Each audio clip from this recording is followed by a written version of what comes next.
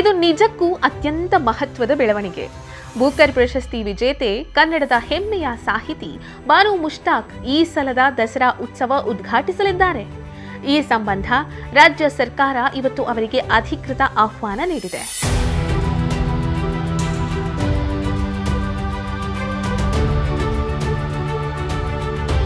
ಬಾನು ಮುಷ್ತಾಕ್ ತಮ್ಮ ಸಾಹಿತ್ಯ ಶ್ರೀಮಂತಿಕೆಯಿಂದ ನಾಡಿನ ಜನರ ಮನಗೆದ್ದಿರುವ ಲೇಖಕಿ. ಸಂವೇದನಾಶೀಲ ಬರಹಗಳಿಗೆ ಹೆಸರಾದವರು.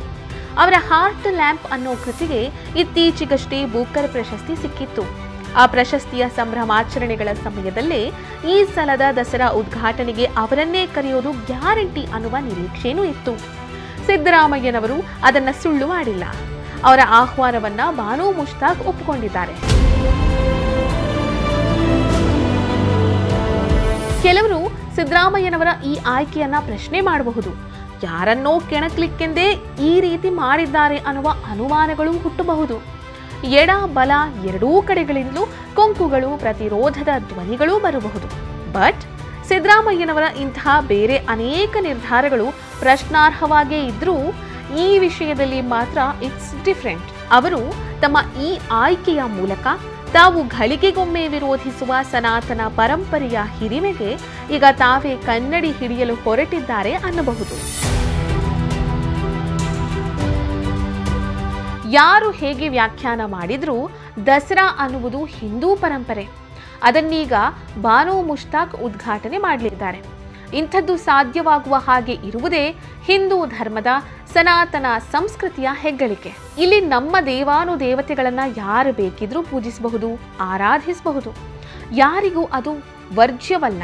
ದೇವರನ್ನೇ ನಂಬದ ಆಸ್ತಿಕರು ಈ ಹಿಂದೆ ದಸರಾ ಉದ್ಘಾಟಿಸಿದ್ದಾರೆ.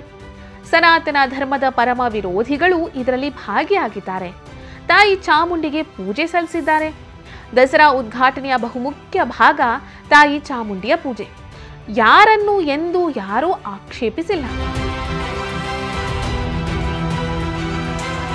ಈ ಸಲವೂ ವಿರೋಧ ಬರಬಾರದು, ಬರಕೂಡದು. ಆದರೂ ಮೂರ್ತಿ ಪೂಜೆ ವಿರೋಧಿಸುವ ಗುಂಪು ಬಾನು ಮುಷ್ತಾಕ್ರನ್ನ ಹಳಿಯಲು ಅಥವಾ ತಡೆಯಲು ಯತ್ನಿಸಿದ್ರೆ, ಅಥವಾ ಆ ಗುಂಪಿನ ವಿರುದ್ಧದ ಇನ್ಯಾವುದೋ ಗುಂಪು ಕೆರಳಿ ನಿಂತ್ರೆ ಆಶ್ಚರ್ಯ ಪಡಬೇಕಾದದ್ದೇನಿಲ್ಲ.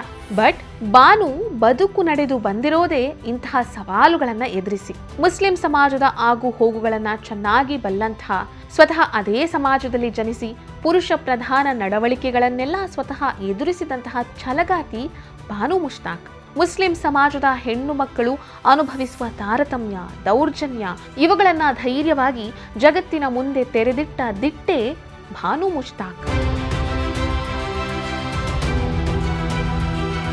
ಇದಕ್ಕಾಗಿ ಅವರು ಮುಸ್ಲಿಂ ಮೌಲ್ವಿಗಳ ವಿರೋಧ ಕಟ್ಟಿಕೊಳ್ಳಬೇಕಾಯಿತು. ಕಟ್ಟರ ಪಂಥೀಯ ಮುಸ್ಲಿಮರ ಕೋಪಕ್ಕೆ ತುತ್ತಾಗಬೇಕಾಯಿತು. ಕೆಲವು ಢೋಂಗಿ ಜಾತ್ಯಾತೀತರ ಅವಕೃಪೆಗೂ ಒಳಗಾಗಬೇಕಾಯಿತು. ಇವ್ಯಾವುದನ್ನು ಲೆಕ್ಕಿಸದೆ ಅವರು ತಮಗೆ ಅನಿಸಿದ್ದನ್ನ ಬರೀತಾ ಹೋದ್ರು. ತಮ್ಮ ಅನುಭವವನ್ನ ಹಂಚುತ್ತಾ ಹೋದ್ರು. ಇವತ್ತು ಇಡೀ ನಾಡೆ ಹೆಮ್ಮೆ ಪಡುವಂತಹ ಒಬ್ಬ ಶ್ರೇಷ್ಠ ಸಾಹಿತಿಯಾಗಿ, ಅದಕ್ಕಿಂತ ಹೆಚ್ಚಾಗಿ ಮಾನವೀಯ ಮೌಲ್ಯಗಳುಳ್ಳ ಒಬ್ಬ ಭಾರತೀಯರಾಗಿ ನಮ್ಮ ಮುಂದೆ ನಿಂತಿದ್ದಾರೆ. ದಸರಾ ಉದ್ಘಾಟನೆಗೆ ಹೊರಟಿದ್ದಾರೆ. ಮೇ ಬಿ ಇದೊಂದು ಮಾದರಿ ಆಗಬಹುದೋ ಏನೋ.